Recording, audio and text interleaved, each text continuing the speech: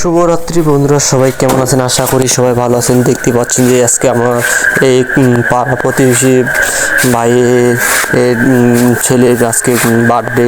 তার বার্থডের জন্য আজকে আমাকে সব কিছু দায়িত্ব ছিলাম। আজকে আমি কেক হইতে যত কিছু সব কিছু করা লাগছে আমার। এই যে আজকে আমি গড়িয়া থেকে কেক টেক সব কিছু নিয়ে আসছি।